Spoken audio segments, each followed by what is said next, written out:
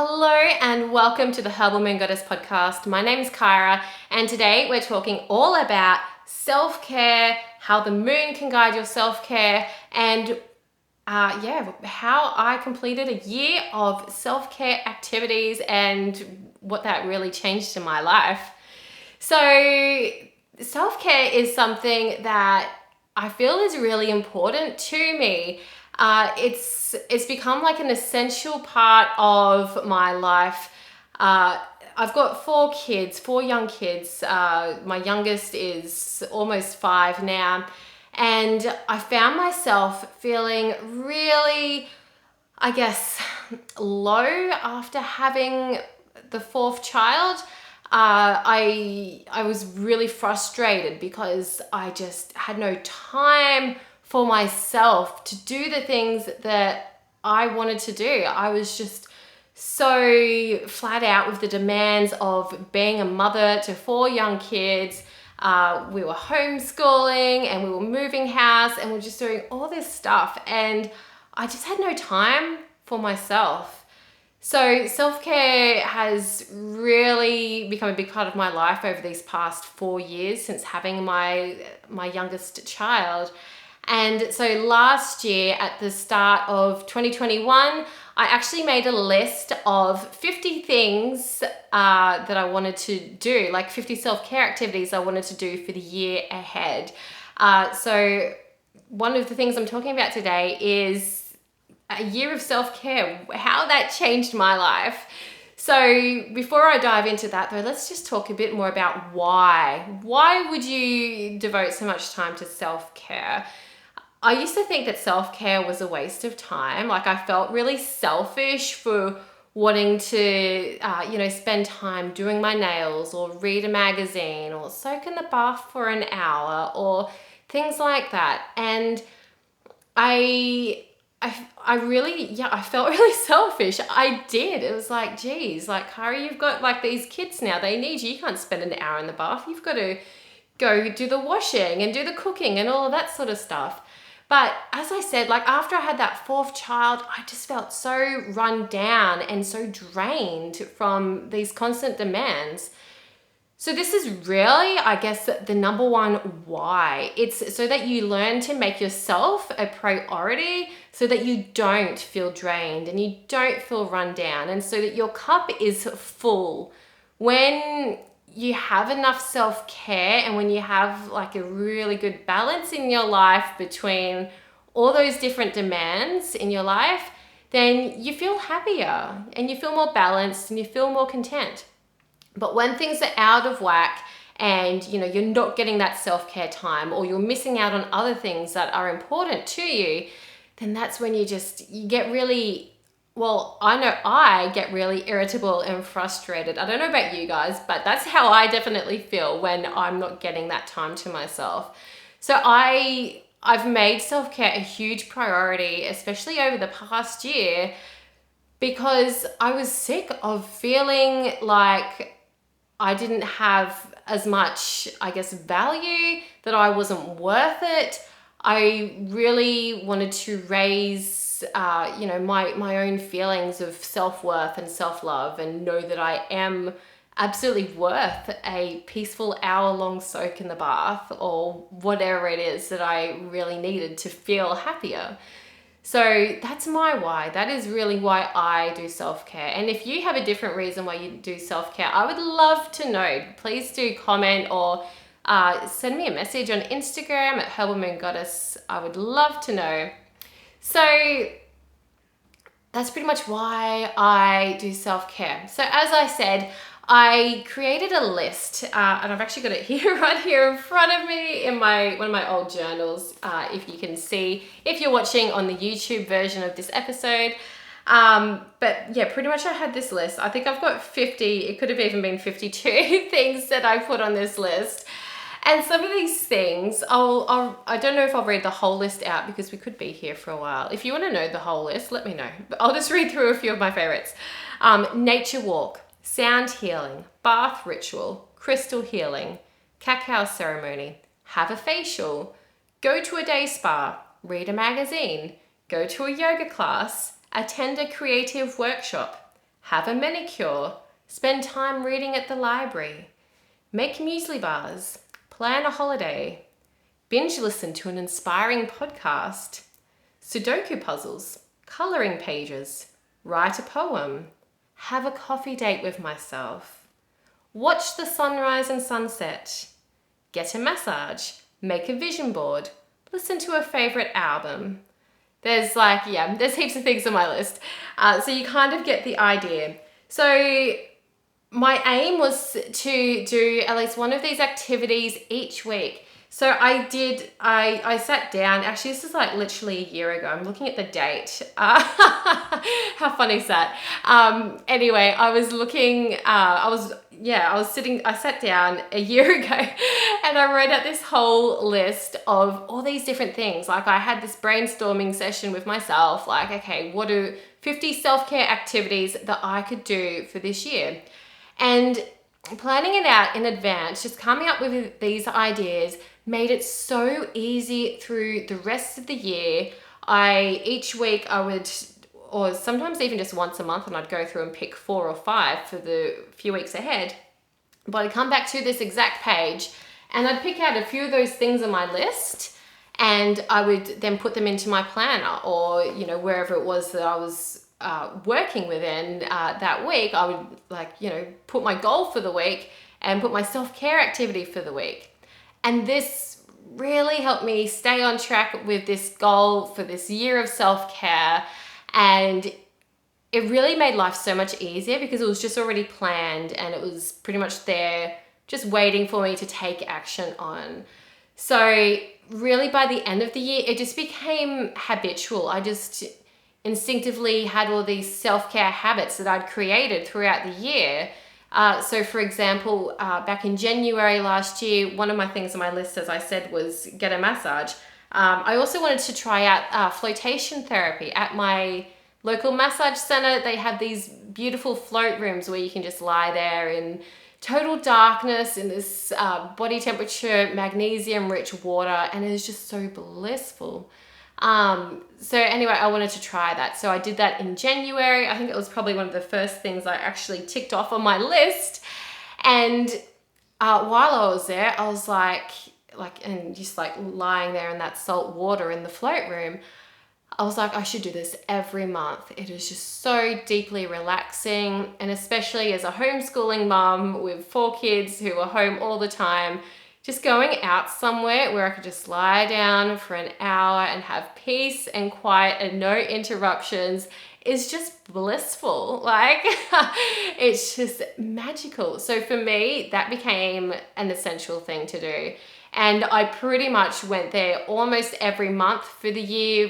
We had a slight time when we were in lockdown for a few months, and so I couldn't go then. But apart from that, I think I went 9 or 10 times for the whole year. So that was amazing for me to actually go out and to be spending money to just lie there and have some quiet time. I really invested in my self-care this year and it made so much difference. So yeah, while I was there, I also started having massages as well. And so now this year, one of my things is getting a massage and a float on the same day. And it's kind of like I go in there for a few hours for a mini retreat and I just walk out of there a completely different person. I'm just so much more relaxed and unstressed and my shoulders are unlocked and all my muscles just feel great. So it's been really good, to have this habit where I just know every month I've got this beautiful self-care appointment waiting for me at my local massage center. So there might be something similar that you can do in your local area, or different things that you can do, different self-care activities that you can book in and actually schedule in to your calendar. So another thing that just kind of really became habitual, one of the things on my list was have a manicure. I've never actually been out anywhere and had a proper manicure done, or maybe once. But I'm very much a DIY girl. So I've just started actually painting my nails regularly, and as soon as they're chipped, actually taking that nail polish off and doing something new. And that's been really amazing. It's just been a little thing, just painting my nails once every 2 weeks or so. But for me, it's made such a difference. Like, it's really increased my confidence. It's really increased my feelings of being worth it. Like, having that time where it's like, okay, I'm just going to sit down and I'm going to paint my nails, and this is my little self-care activity for the day. So that's just something that's become habitual for me, which has made self-care really easy. And just putting on some nail polish, it doesn't take a lot of time, but it makes you feel like $1 million. Like, it's just one of those things that you do, and it's just like, wow, I feel really good now. So there's other things as well that you could just probably do that become habitual self-care habits that you just do without even thinking about it, but you just dedicate yourself to continually doing those things so that you're maintaining your levels of self-care, maintaining your levels of self-worth and self-love. It just really helps increase your self-esteem and makes you feel great. So yeah, as I said, I wrote out this whole list. I definitely did not complete this whole list. Looking at it now, I probably only ticked off about a third of those things. There's definitely things on there that I should have ticked off, but I never came back to this diary after a few months because it just got so easy to do without looking back at this list. But there's looking back, it's actually quite mind-blowing, like how much I've dedicated myself to self-care over the past year.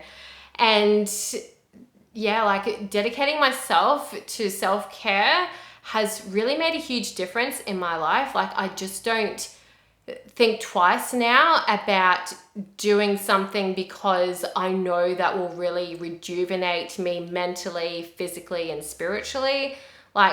Before, like I said, I felt really selfish or even guilty. And now it's just well, this is essential for me as a mum, as a business owner, as a wife.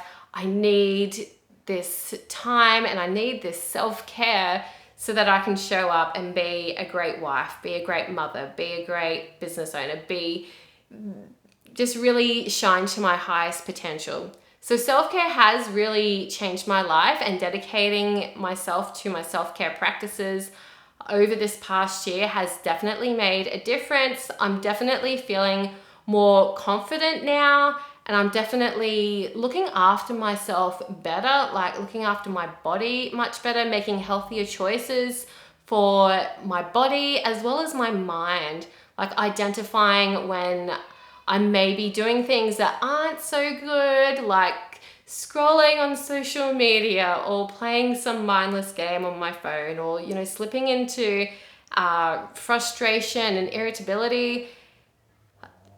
When that stuff sort of happens, I kind of pull myself up and it's like, okay, I need a bit more self-care. How can I make this into a more positive or productive self-care time?